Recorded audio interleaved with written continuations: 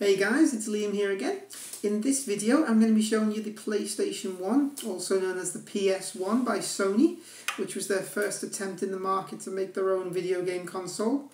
And a very good attempt it was as well. In fact, it's one of the most successful lines of video game consoles to date.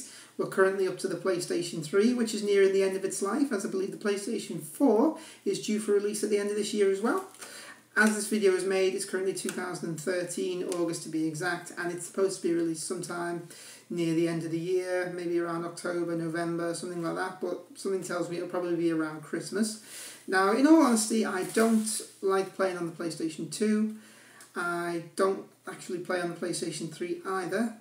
I'm more into my old-fashioned video game consoles, NES, Master System, Mega Drive, SNES, that sort of thing. So the PlayStation 1 is as far as I would go in terms of playing on the games themselves.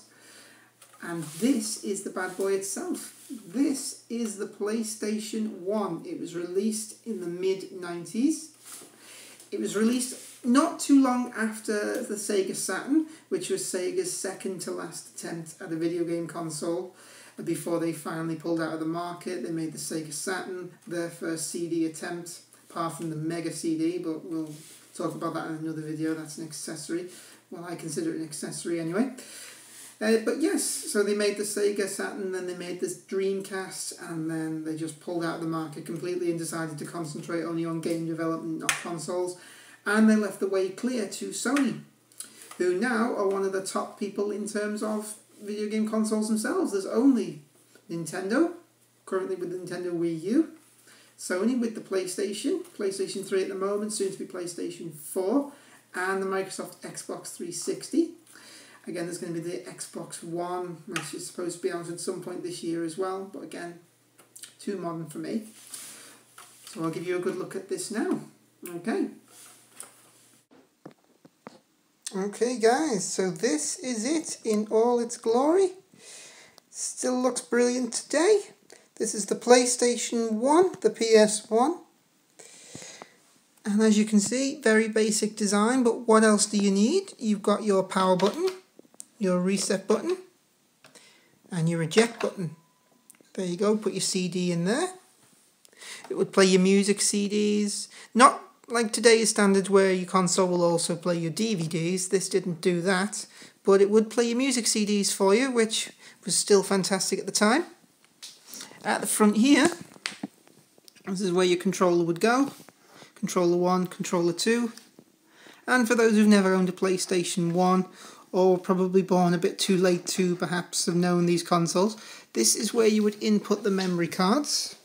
They were just small pieces of grey plastic that would save your games on there. Yes, that's right, it's not like a modern console now where it will store it onto a hard drive. There was no such thing on this. Most of the games either had passwords to allow you to go to the next level, or you would save the game on the memory card. You could store about, depending on how many saves you made, but you could usually store around a dozen game states on those memory cards. So that was an extra accessory Sony could sell. If you wanted to save your game, you had to buy multiple memory cards. Of course, you could delete off the games that you didn't want on the memory cards anymore, but most people wanted to just keep all of their save states, so they had to have multiple memory cards. I remember having about 12 of them, all of my games to be saved on there. Right, at the back, got your standard input there for your AC adapter, and your AV out, so that you can connect directly to your television. Nice and easy. There we go. Now, moving on to the controller before we move on to what the games were like. Here is a PlayStation 1 controller. Now, if you were born in the age where your most retro console is perhaps the PlayStation 3 or the PlayStation 2, you'll probably notice there is virtually no difference, only very, very minor differences in the controller itself.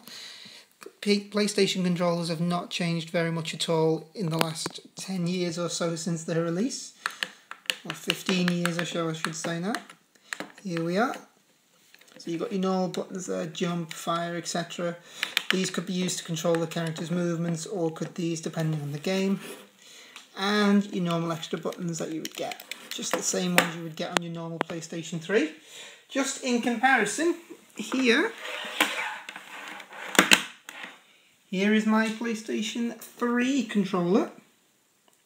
So as you can see, put those side by side, there's not a great deal of difference in them. Not a great deal of difference at all.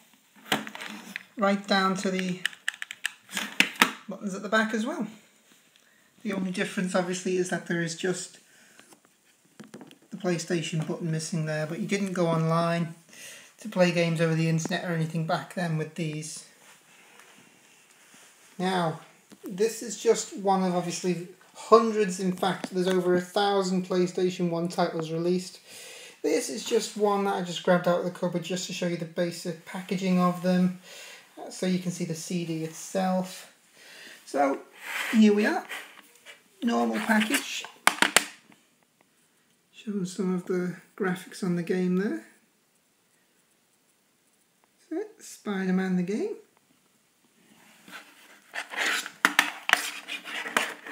Alright, and I'll show you the game itself now. Here we are.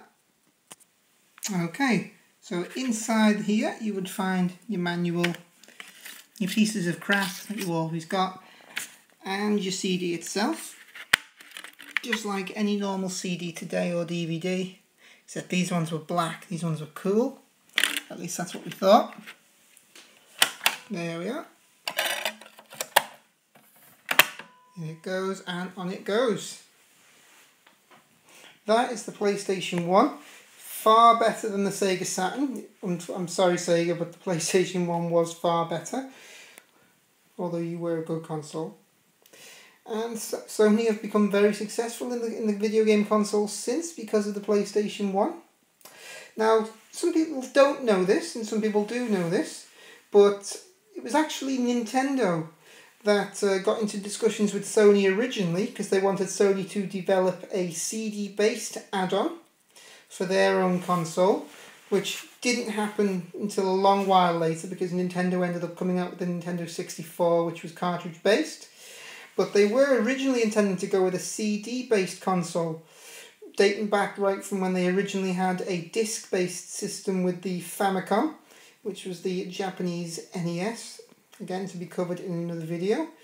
But the partnership in that, for one reason or another, just broke down, so Sony didn't make a CD-based add-on for Nintendo. Instead, they did decide to take the technology for themselves that they'd already developed with Nintendo and make this, the PlayStation 1. And it's become a very popular rival to Nintendo now. Nintendo used to hold what I would consider holding the monopoly back in the day, but now it is literally split between Sony, Microsoft and Nintendo. And there we go, that's the console itself. Okay guys, that was the PS1, a very brief overview of it. Hope you enjoyed the video.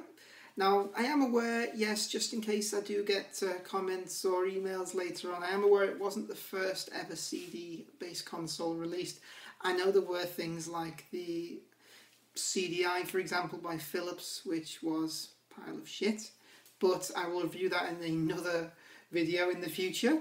I am getting through them as fast as I can, but with the actual job I have to go to every day, then they are getting done slowly by surely, but I will always try and get them done as fast as possible. It's brilliant to see so many people that have actually been viewing these videos. I've not been doing this very long, but the subscribers are actually climbing into the hundreds now, and there have been over 10,000 views per video so far, so thank you very much for that. If you did like this video, then please by all means rate the video to support the show, subscribe, send me a comment. Doesn't matter whether the comment's negative or positive, I take all feedback on board. So thank you very much for your time. Hope you enjoyed the video, and I'll see you on the next one. Bye.